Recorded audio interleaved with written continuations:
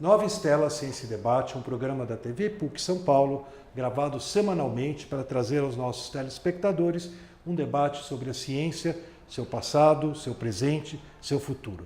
Normalmente nós gravamos o Nova Estela nas lindas instalações do MI São Paulo, Museu da Imagem e do Som, mas hoje, excepcionalmente, nós nos deslocamos aqui para o campus Marquês de Paranaguá, pouca gente conhece, pertinho da Praça Roosevelt, do outro lado da Consolação, aonde a PUC mantém um campus de exatas e mantém o nosso importante espaço da história da ciência e da tecnologia. Além de estarmos gravando num local diferente, estamos gravando com alguém extremamente especial, um convidado vindo da Holanda para o Brasil, o nosso querido professor Emile Schrijver, que é especialista em vários assuntos. Ele esteve hoje aqui no campus Marquês de Paranaguá da PUC, dando uma palestra para a pós-graduação, professores da casa, convidados de fora, sobre o tema da história do livro, especificamente o livro judaico. O professor Emile Schrijver é um filósofo holandês, erudito em várias áreas, professor de História do Livro Judaico. Ele foi curador da biblioteca, óculos para ver a colinha, Rosenthalia, na Universidade de Amsterdã, curador da importante coleção Brzezinski, que ele apresentou hoje na sua palestra. É um dos melhores conhecedores sobre manuscritos judaicos em todo o mundo.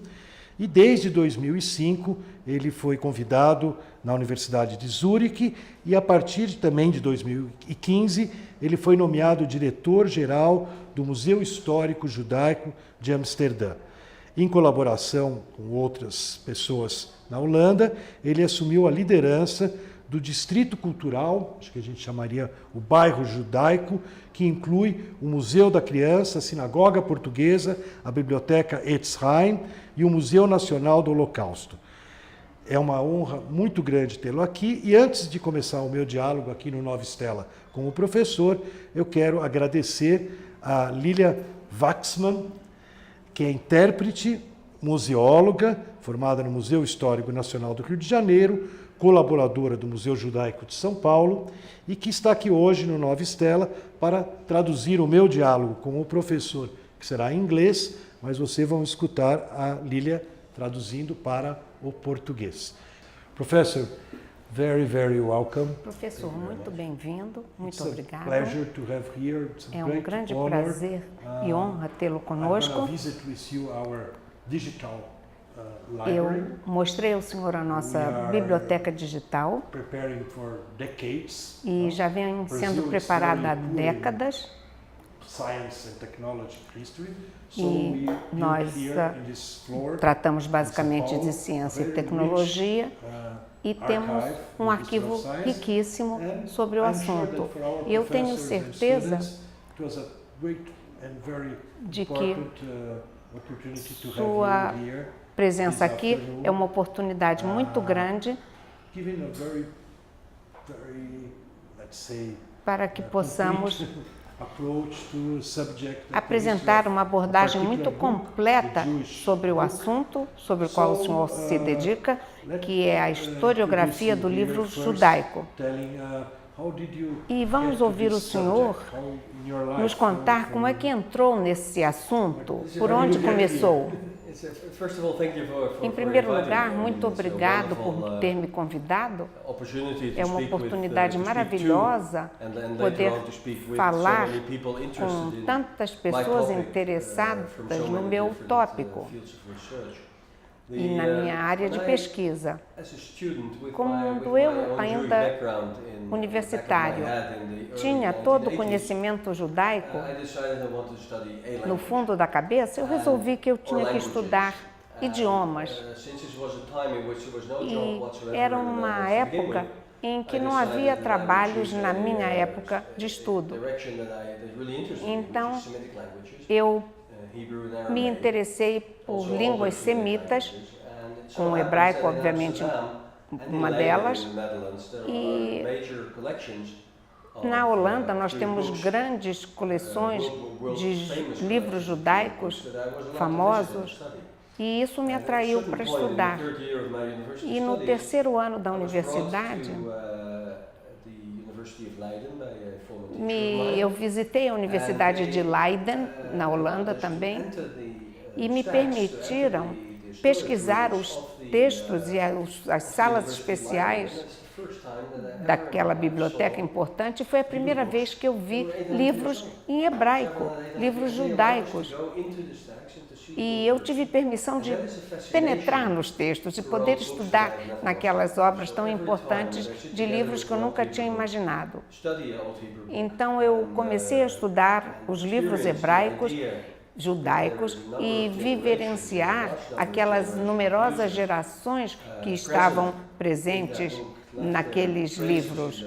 E havia vestígios dessas gerações todas que nos antecederam nesses livros.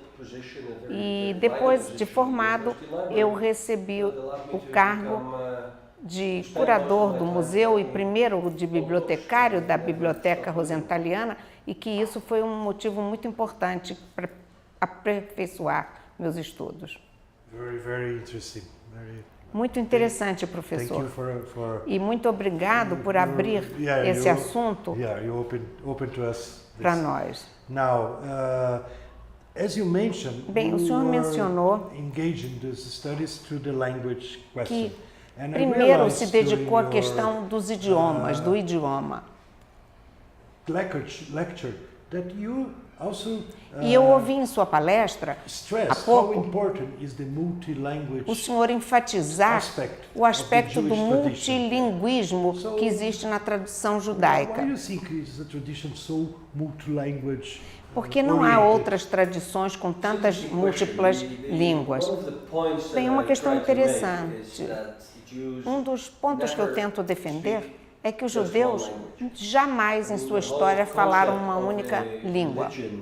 Porque o conceito todo de religião, de pensar que é só em hebraico, a nossa única língua, e isso atribui uma importância muito grande ao idioma e enfatiza a importância deste idioma e o quanto as pessoas têm que se dedicar.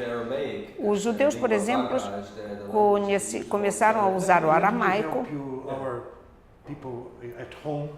Vamos explicar para os nossos ouvintes este ponto específico que o senhor fez, porque eu também tenho minha opinião própria sobre o tópico, mas o senhor acabou de mencionar o aspecto aramaico, que deu o aspecto de múltiplos idiomas desde o início, desde os primórdios.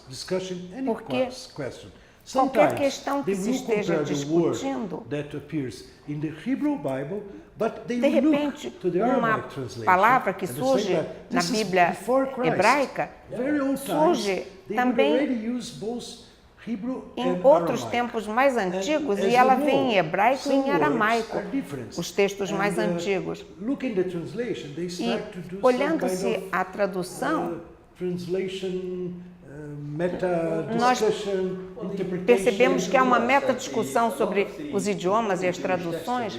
Bem, mas a maioria dos textos hebraicos que nós temos foram transmitidos em aramaico e não em hebraico. E a maior parte do Talmud da Babilônia, e ele está no aramaico da Babilônia. As pessoas, os rapazes estudavam nas yeshivot, que eram seminários religiosos, e toda a questão do idioma era em aramaico. E o vocabulário exegético que é usado nesses estudos era em aramaico, porque era o idioma de comunicação das pessoas da época.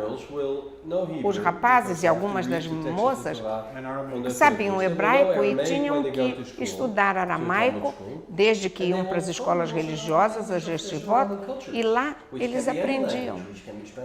E todas as influências que vieram do espanhol e de outras línguas. Agora, o fato de que esses judeus todos liam não implicava em que eles soubessem escrever, porque eles conheciam o alfabeto, não o idioma. Então, eles escreviam alguns em espanhol fonético e com letra hebraica. I went to the Sepharad synagogue for the first time. Eu visitei a sinagoga Sepharadi na Holanda pela primeira vez e vi que não conseguia ler as orações em hebraico, Baruch Atah Hashem, e ali estava escrito em português, porque é a sinagoga portuguesa da Holanda de 1600, e lá está escrito Baruch, em vez de estar escrito Baruch Atah Hashem, está escrito Bendito sejas tu, Hashem, em português com caracteres hebraicos. E os judeus certamente se identificam ao longo das gerações com a escrita, com o alfabeto hebraico, mas mantinham para si próprios, como os eruditos na época do judeu árabe, ou no sul da França, na Idade Média, que escreviam também em árabe. E muitos tratados por Maimônides, o famoso escritor da Idade Média, eles conheciam o hebraico desses da época, mas eles escreviam árabe com caracteres hebraicos, como você viu na biblioteca. E também a questão de conhecerem espanhol, e sempre, só nos tempos modernos, que eles passaram a se mudar para outras regiões, a situação ainda posso dizer que se tornou pior. Os judeus começaram a falar alemão e traduzir a Bíblia hebraica para o alemão, e com caracteres latinos. Então, cada vez que eles se comunicavam uns com os outros, a imagem na mente das pessoas era do idioma. O idioma sempre foi o ponto forte, que permite também a interação de muitas influências culturais. Se, por um lado, você contém o seu grupo a usar essa escrita específica, ao mesmo tempo, ao introduzir todos esses outros idiomas, você permite essa interação toda. Então, uma luta interessante. Very good. And I believe Interessante, for someone professor. who study the history of book, E para alguém como to o senhor, que have estuda a historiografia dos livros Jewish books e dos livros with so many judaicos, language give a different e aparecem em tantos perspective, no? idiomas, e o hebraico onde Particular fica? perspective. Eu estou escrevendo um livro sobre fábulas judaicas. Havia 14 idiomas na escrita das fábulas. Então é difícil estudar esse livro, por exemplo, que eu me baseei para escrever. Ele tem tantas línguas e você muda de uma para outra. E há grupos de pesquisadores em Israel também que discutem esses idiomas em conjunto. No início do século XIX, por exemplo, a ciência da Wissenschaft von Judaism era a ciência do judaísmo, era um grupo de pessoas que estudavam a literatura judaica como uma disciplina escolástica, para assimilar também com o público maior. Mas a primeira geração dessas pessoas, eles conheciam esses idiomas todos, mas é muito difícil hoje encontrar pessoas que conheçam, e também é difícil entender o complexo todo do ambiente, do conhecimento e das culturas que estão dentro desses livros. When you were giving your lecture today, E quando o senhor preparou e falou sobre essa palestra que deu hoje aqui, we have some interesting, so many different tantas coisas que disse foram tão interessantes, e há várias perspectivas que a gente pode usar. E um tópico que me interessou muito foi quando o senhor mostrou manuscritos antiquíssimos, com iluminuras muito bonitas, imagens ou desenhos muito bonitos. E o senhor comentou que não era de se esperar num livro judaico, num manuscrito judaico, porque o segundo mandamento proíbe a cópia da imagem. Isso, na verdade, é como uma fábula. Os judeus sempre estiveram muito interessados na produção das iluminuras, simplesmente porque a terminologia é um pouco difícil, mas todos apreciavam o belo. Como ser humano, você necessita estar rodeado de beleza. E no Talmud, que há um conceito de representar a religião de uma forma bonita. Por isso que os objetos de culto na sinagoga são tão bonitos e ricos. E por isso nós circundamos o estudo desses livros com todos esses enfeites, essas iluminuras. E isso é algo que surgiu em tempos modernos, com os eruditos, os estudiosos, que diziam que aquela proibição do segundo mandamento de que não se pode copiar ou reproduzir a imagem humana mostra, talvez, que esses aspectos decorativos eram outros. E há outros mandamentos também. Você não pode se curvar perante ninguém. Então, se curvar perante o belo, uma forma de fazê-lo era reproduzir com as reproduções as iluminuras. Então, se eles viviam, os judeus, num ambiente, num povo em que havia proibição de reprodução de imagens, eles não usavam.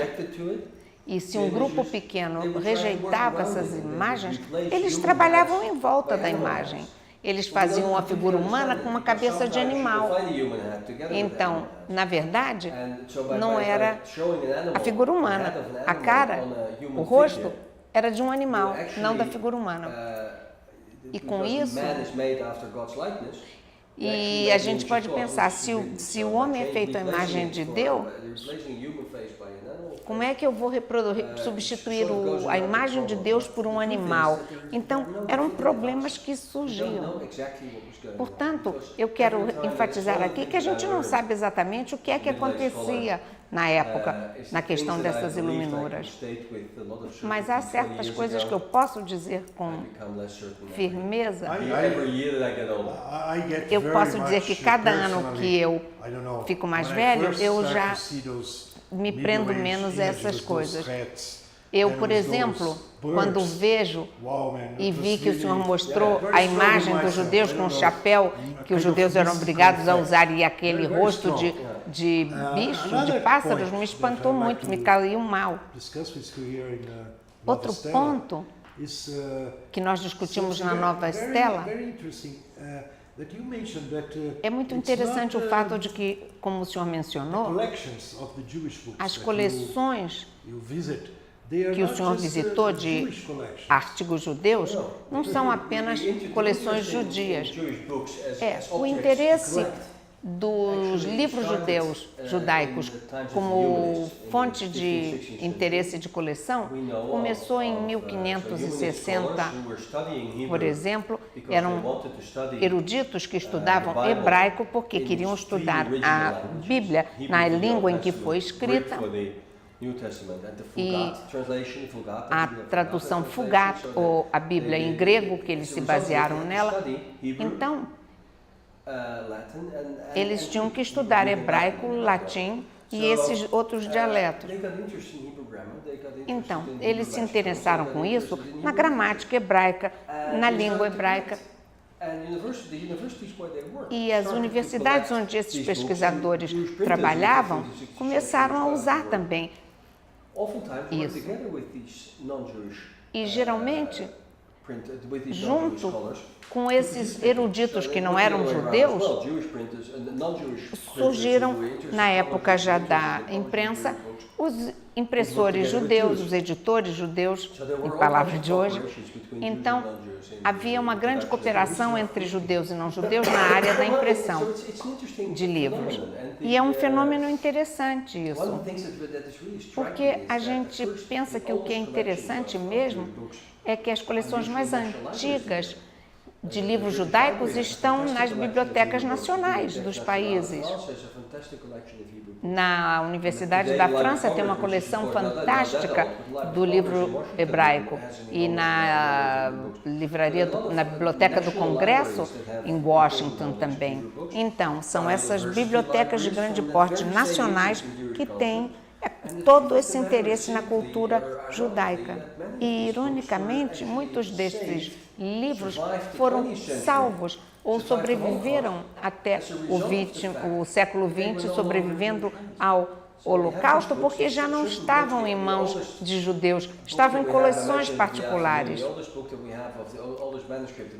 Porque o único manuscrito completo que nós temos do Talmud babilônico está na Biblioteca de Munique, estatal.